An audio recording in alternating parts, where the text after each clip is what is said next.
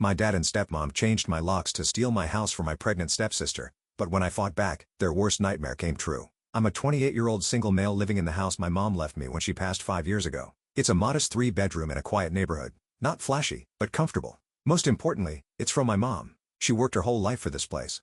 And when she was gone, she made sure I knew it was meant to give me stability. This house isn't just a roof over my head, it's her legacy. My mom was the only consistent parent I had growing up. She wasn't perfect, but she was always there when I needed her.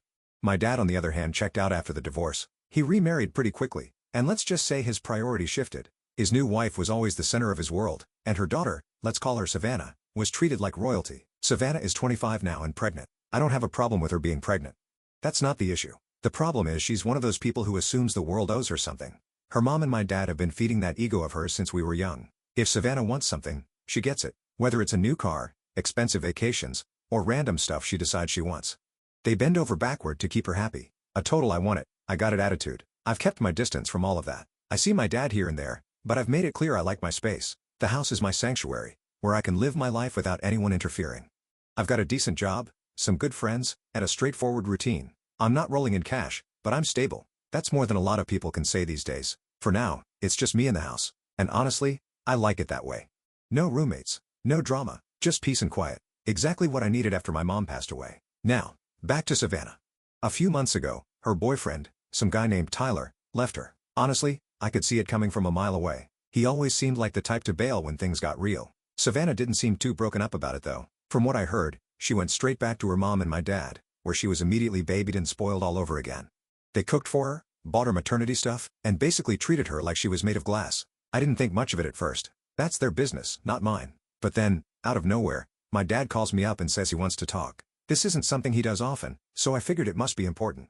I head over to their place and as soon as I walk in, I can tell something's up. My dad and his wife are sitting at the kitchen table, and Savannah's there too, rubbing her belly, trying to remind everyone she's pregnant. They started off with some meaningless small talk, the kind where you know they're stalling. My dad asked how work was going and his wife nodded along like she cared, but it didn't take long before they cut to the chase. My dad started saying Savannah needed a stable place to live because their house was too cramped with the baby coming. Before I could even respond, his wife jumped in, her tone sharp, but coated in fake concern. Well, she said, since you're living alone in that big house and you're not married or anything, it just makes sense for Savannah to move in. She needs space for the baby and you're not exactly tied down to anything serious. You could easily find something smaller and more practical for yourself. It wasn't a suggestion, it was a declaration. Like they'd already decided this was the plan and I just needed to fall in line. My dad chimed in saying they'd even looked into some apartments for me as if doing the research made their demand more reasonable. I couldn't believe it.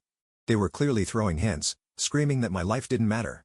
Like my house was just a spare room they could shuffle people into when it suited them. The entitlement was overwhelming, as if being unmarried or childless meant I wasn't really using my life or my home the right way. At first, I thought I must have misheard them. I mean, who says something like that? But no, they were dead serious. Apparently, they've been planning this for a while, just waiting for the right time to bring it up. I told them straightforward. No, obviously, this house isn't just a piece of property to me. It's my home and it's one of the last connections I have to my mom. The idea of giving it up, especially for someone like Savannah, was just absurd. I tried to explain that but they weren't hearing it. They kept going on about how family helps family and how I don't really need all that space since I don't have a family of my own. It was like talking to a wall. No matter what I said they just kept pushing. Savannah barely said anything during the conversation, but the smug look on her face said it all. She was confident they'd wear me down and get what they wanted. That's how it's always been with her. She's used to people caving in and giving her exactly what she wants. At one point, I turned to her and asked, Savannah, do you really want to sit in my house? I mean, seriously, this is my home, my space. Why don't you take one of those apartments you guys so helpfully looked up? You've already done the legwork. Why is it suddenly ridiculous for you to use those options, but okay to take mine? She just blinked at me like the concept of her being the one to compromise was completely foreign. Her mom jumped in with her sugar-coated voice saying, oh honey, you don't understand. Savannah needs stability. An apartment won't provide the same comfort and space for her and the baby. I laughed bitterly. So, my stability doesn't matter? My comfort doesn't count? You guys are unbelievable. You walk in here demanding I uproot my entire life for Savannah's sake and you expect me to just roll over and say yes? Savannah didn't flinch, just sat there with her arms crossed, that smug look plastered on her face like she'd already won. She wasn't even trying to engage, leaving her mom and my dad to do all the dirty work for her. It was obvious she didn't think she needed to explain herself. In her mind, it wasn't a request, it was an inevitable outcome. Her mom jumped in, her voice sharp and condescending. It's not about your comfort. This is about what's best for the family. Savannah is bringing a new life into this world. Don't you think that's a little more important than your need for space? You're a grown man. You don't need a big house all to yourself. It's selfish to hold on to something that could give her and the baby a better start in life. I stared at her, stunned by the sheer audacity. Selfish? Are you serious right now? You think I'm selfish for keeping what my mom left me? This isn't just some space I'm clinging to. This is my home where I've built my life, and you're sitting here telling me I should just hand it over like it's nothing. My dad sighed, clearly frustrated, and decided to jump in. We're not asking you to give it up forever, he said, as if that somehow made it better. Just think of it as helping Savannah get back on her feet. Once she's stable, maybe she can move out and you can figure out something else for yourself. We're just trying to do what's best for everyone. For everyone? I snapped. No, you're trying to do what's best for her. Let's not pretend this is about the family or doing what's right. This is about you bending over backward for Savannah like you always do and expecting me to clean up the mess. Guess what? I'm not playing along. Savannah's mom narrowed her eyes. It's called being part of a family. Sometimes you have to make sacrifices for the greater good. If your mother were here, she'd... I interrupted, my voice cold. Don't you dare bring my mom into this. She left this house to me because she trusted me to take care of it. She knew exactly how you'd behave, and that's why none of you are even mentioned in her will. So don't sit here and tell me what she would have wanted because you have no idea. They didn't say anything to that. My dad looked uncomfortable and went to do something else. Savannah just sat there, arms crossed with that same smug expression. It was clear she thought I'd give in eventually. She didn't even try to argue or defend herself, just let her mom and my dad do all the talking, like she was above having to justify ridiculous demand. To her, it wasn't a negotiation. It was just a matter of when, not if, they'd get their way. But this time, they were messing with the wrong person. This house isn't for negotiation. My mom trusted me with it, and I'm not about to let them guilt me into giving it up. Still, I could tell this wasn't the end of it. They left the conversation open-ended, like they were expecting me to change my mind, but I didn't. I thought maybe they'd cool off and realize how ridiculous the whole thing was after I explicitly said no in their faces. But it was just the beginning. My dad and his wife seemed to think persistence was the key. Like, if they kept bringing it up, I'd eventually cave. It started with small passive-aggressive comments. My dad would call and casually ask if I thought more about helping out. His wife texted me articles about the importance of supporting single mothers, as if I'd suddenly feel enlightened and offer up my home. Savannah stayed quiet for the most part, but I could tell she was confident her mom and my dad would handle everything. Then they upped the ante. They started showing up unannounced. It wasn't like they were coming over to visit though. Every time they came, they'd find some excuse to bring the conversation back to Savannah and her needs. One time, my dad showed up with a box of baby clothes for storage. He walked in like it was the most normal thing in the world, and asked where he could put it. I told him he could take it back to his house. He gave me this look, like I just insulted him. It's just temporary, he said. You're not even using the guest room. I told him the guest room wasn't for storage, it was for guests. He grumbled, but eventually took the box back to his car. That set the tone for every interaction after that. They'd bring up some solution that involved me giving up my space and I'd shut it down. The thing is, I could tell they didn't see me as the actual owner of the house. To them, it was just a convenient resource they could use however they wanted. My mom left it to me, but they acted like it was still up for grabs, like I'd just been holding it for Savannah until she needed it. What really pissed me off was how they framed everything as if I was the selfish one. They made it sound like I was just sitting on this treasure trove of space and refusing to share it out of spite. It wasn't enough that I said no. I had to justify my decision over and over again to people who didn't want to hear it. Things escalated when Savannah decided to insert herself into the situation more aggressively. One afternoon, she rolled up to my house, popped her trunk, and casually asked me to help her unload a stroller. I stared at her like she'd lost her mind and asked why she was bringing a stroller to my house. Well, where else am I supposed to put it? I don't have the room right now, she said. I was trying to process the sheer audacity of her statement. Not my problem, I replied, already feeling the frustration building. That, of course, triggered her. She launched into this self-centered rant about how I was making things so much harder for everyone as if I'd personally created her problems. Family is supposed to stick together, she said, as though that somehow justified dumping her issues on me. She continued, you don't understand how stressful it is to be in my position. You've got no idea what it's like to have a baby on the way. She added with this tone that suggested I was some clueless idiot who couldn't possibly comprehend real life. She was right about one thing. I don't know what it's like to be pregnant, but what I do know is what it's like to have responsibilities. And unlike her, I've been handling mine without expecting anyone to swoop in and fix everything for me. More importantly, I don't demand to sit in other people's houses just because I don't have enough space. So I told her point blank, your problems aren't mine to solve and I'm not about to turn my life upside down just because you refuse to figure out yours. That did not go over well. Her face twisted into this look of pure hatred, like I just told her the world didn't revolve around her, which let's be real, I basically did. She stormed off in a huff but not before throwing one last gem over her shoulder. You're going to regret this someday. The irony of her whole tantrum wasn't lost on me. She'd spent her entire life being coddled and catered to, and now for the first time, someone wasn't bending to her will. Instead of realizing how absurd her demands were, she acted like I was the one being unreasonable. Bringing a stroller to my house, assuming she'd just park herself and her baby here, was the most ridiculous thing I'd ever seen. It was like she genuinely believed my house was already hers and I was just an obstacle to be removed. It didn't stop there. They just kept pushing my limits. The other day, My dad came over with a realtor. He didn't even tell me he was coming. I was sitting in my living room when I heard the knock on the door. I opened it to find him standing there with a woman holding a clipboard. "I thought we could look at some options for you," he said. I didn't even let them inside. I told them to leave and slammed the door. That was the last straw for me. It was clear they weren't going to stop until I did something drastic. At that point, I knew I couldn't trust them anymore. It wasn't just about the house, it was about the principle. They thought they could bully me into submission because that's how things had always worked with Savannah. But I'm not Savannah, and I don't roll over for anyone. That night, I called a security company and arranged for cameras to be installed around my property. It wasn't a huge move, but it was a step toward protecting what was mine. I wanted to be prepared for whatever ridiculous stunt they might try next. I truly didn't feel safe anymore, dreading the house could be taken from me or they might come up with any nonsense idea to get me kicked out of the house legally. I knew damn well they weren't going to stop until they hit a wall they couldn't climb over. So I made it my mission to be that wall. I wasn't going to play their games anymore, and I wasn't going to entertain any more conversations about how I should just hand over my house. And just like I expected, they came up with a new, even more creative idea. I came home from work one evening tired, but relieved to finally be back at my sanctuary. Except when I tried to insert my key into the lock, it wouldn't fit. At first, I thought I must have grabbed the wrong key, but after a few more tries, it hit me the locks had been changed. My heart sank and a wave of rage surged through me as I noticed a folded piece of paper taped to the door. The note read, "We've changed the locks for safety. Please contact us to discuss this." It was signed by my dad. The audacity was almost laughable. I didn't waste a second. I pulled out my phone and called my dad. He picked up after a few rings, his tone casual, like this wasn't the most insane thing he'd ever done. "What the hell is going on?" I said, barely able to keep my voice steady. "Why are the locks on my house changed?" "It's temporary," he said, like that somehow made it better. "We were just trying to help Savannah. You've been so resistant and we thought maybe this would be the easiest way to make things smoother for everyone." "For everyone?" I snapped.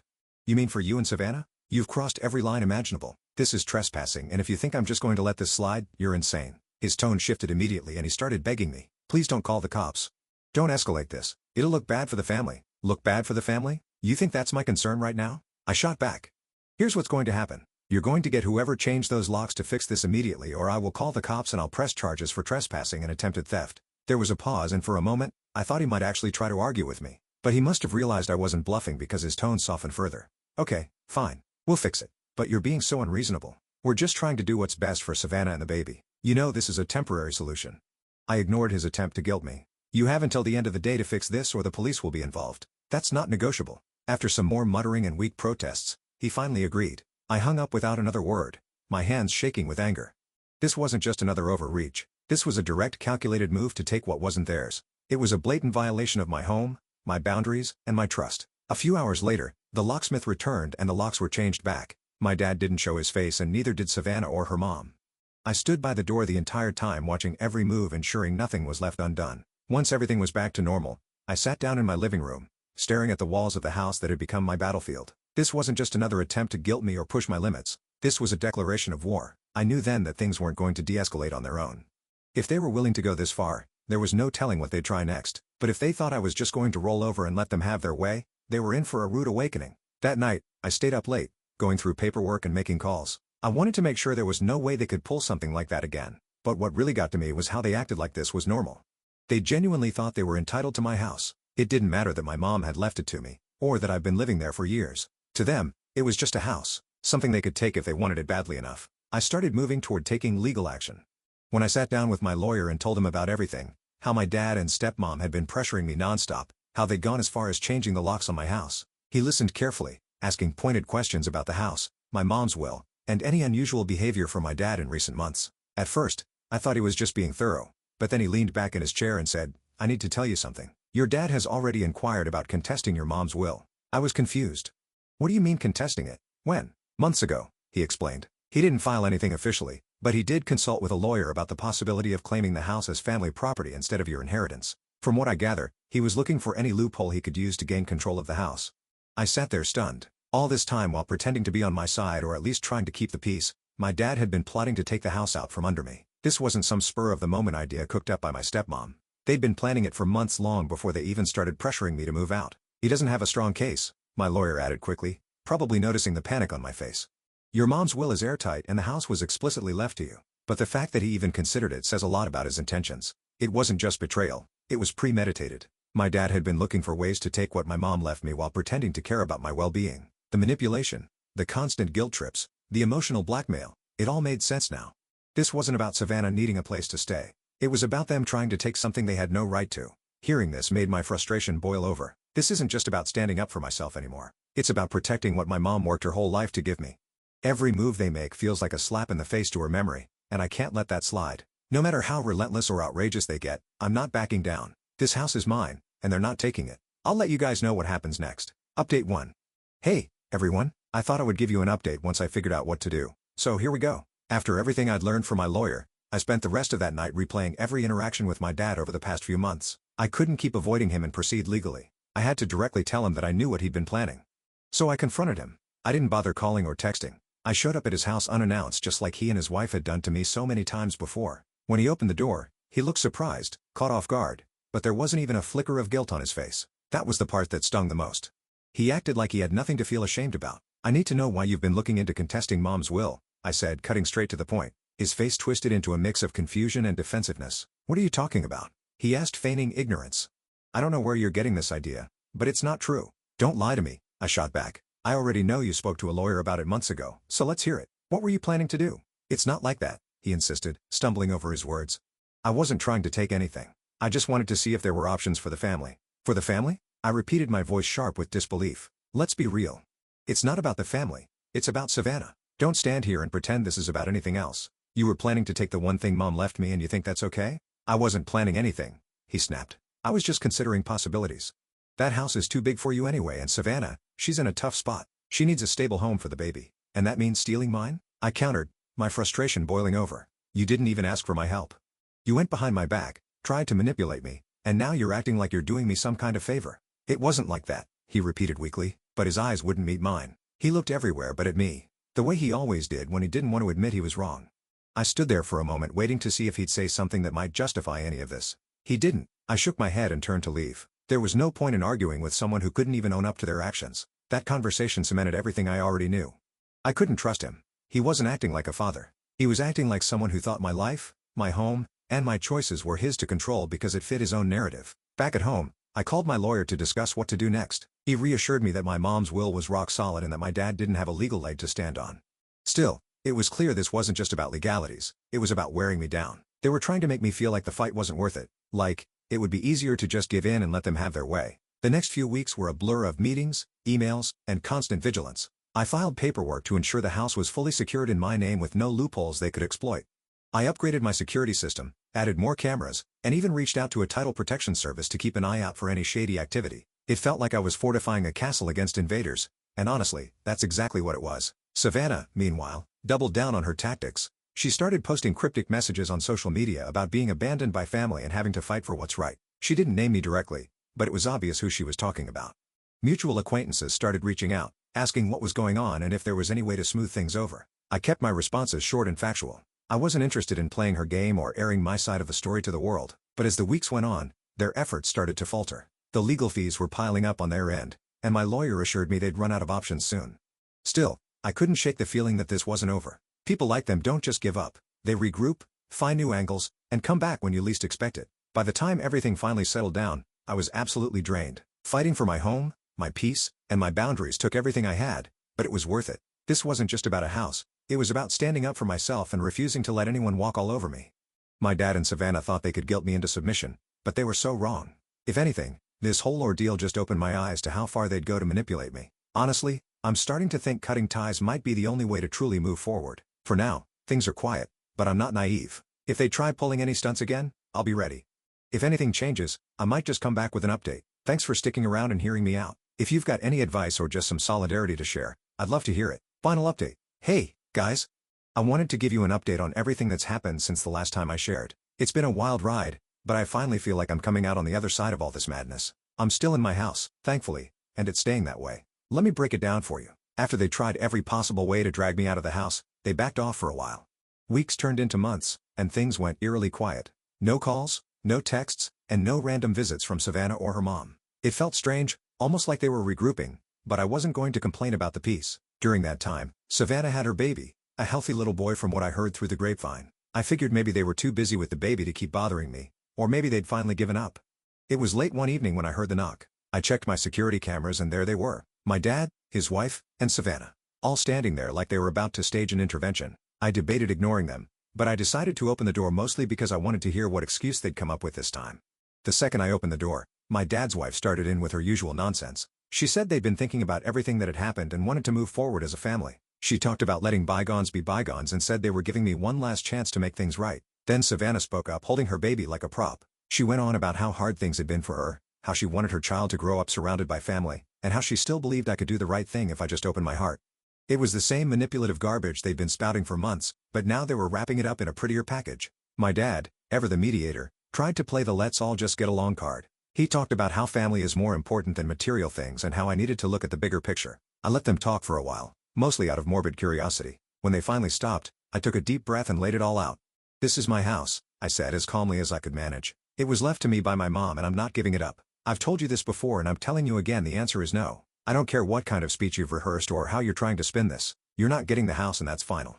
That should have been the end of it, but of course it wasn't. Savannah's mom immediately launched into accusations, shouting about how selfish I was, claiming I was putting material things over family and failing to fulfill my so-called duty. She threw out every argument she could think of, trying to frame me as the villain in this whole situation. Savannah jumped in next, following the same script as always. She cried about how hard I was making her life, and how she couldn't believe I would abandon her and the baby in their time of need. She threw out the classic line that I'd regret this one day, as if I'd somehow look back and wish I'd let them walk all over me. My dad didn't say much at first, but the silence spoke louder than anything. He stood there watching the whole thing unfold, not even attempting to mediate or diffuse the situation. It was clear he didn't know what to say anymore, and maybe a small part of him realized just how far this had gone. I wasn't in the mood to argue. They'd crossed every line already and I wasn't about to let them pull me into another pointless shouting match. "You've already crossed every boundary I have," I said. "You've lied, manipulated, and tried to steal what's mine. And now you're back here acting like you're the victims. I'm done with this. Get off my property." But unsurprisingly, they didn't leave. Savannah's mom kept going, insisting that I was being unreasonable and trying to guilt me into backing down. Savannah chimed in here and there, adding little comments about how families should support each other and how I was heartless for not stepping up. My dad finally spoke, but all he could manage was another weak plea for me to be reasonable and see things from their perspective. I didn't respond. There was nothing left to say. Instead, I turned around, walked back into the house and locked the door behind me. I'd already decided I wasn't playing their games anymore. If they wanted to keep pushing, they could deal with the consequences. Once inside, I called the police. I wasn't bluffing and I wasn't going to let them think I was. When I explained the situation, the dispatcher assured me an officer would be sent out shortly. I waited by the window, watching as they lingered in my driveway, still talking amongst themselves. By the time the police arrived, they had moved off the porch, but weren't making any effort to leave. The officer spoke with them for a few minutes, clearly laying down the law. From what I could see, the cops weren't buying into their excuses or justifications. They told them in no uncertain terms to leave and not come back. Watching them finally leave under police supervision felt like a small victory, but it also came with a sense of finality. Whatever shred of a relationship I had left with my dad was gone. As I sat down to collect my thoughts, I realized just how exhausted I was. They had taken so much out of me. Not just time and energy, but also the sense of security I'd felt in my own home. Still, I knew I'd made the right choice. Setting boundaries with people like that wasn't just necessary, it was survival. That night, I made a decision. I wasn't just done with the house drama, I was done with them altogether. I blocked their numbers, unfollowed them on social media, and made it clear to mutual acquaintances that I didn't want updates or messages passed along. Cutting ties was hard at first, but when I looked back at everything they'd done, I realized there was nothing left to salvage. They didn't care about me or my boundaries. They only cared about what I could give them. Instead of having a toxic family, I leaned on my friends more. They'd been there for me through all the chaos, reminding me that I wasn't crazy for standing my ground. One of them suggested I throw a housewarming party. Not because the house was new, but because I'd fought so hard to keep it. The idea made me laugh, but it also felt fitting. The party was small, just a handful of close friends, but it was perfect. For the first time in a long time, I felt genuinely happy. I wasn't just surviving, I was thriving. Looking back on everything, I'm proud of the way I handled it. It wasn't easy and there were moments when I wanted to give up, but I didn't. I stood my ground and I proved to myself that I'm stronger than I ever thought I could be. This house is more than just a place to live. It's a reminder of everything I fought for. It's a symbol of my independence, my resilience, and my ability to stand up for what's right even when it's hard. If there's one thing I've learned from all of this, it's that family isn't about blood. It's about respect, trust, and mutual support. And if someone isn't willing to give you those things, they don't deserve a place in your life no matter who they are. So to anyone out there who's facing something similar, stand your ground, set your boundaries, and don't let anyone guilt you into crossing them. You don't owe anyone your peace, your stability, or your happiness. I've moved on from all of this now. I still live in my house, and every time I walk through the door, I'm reminded of what I've overcome. It's not just a house, it's home, and I'm not letting anyone take that away from me.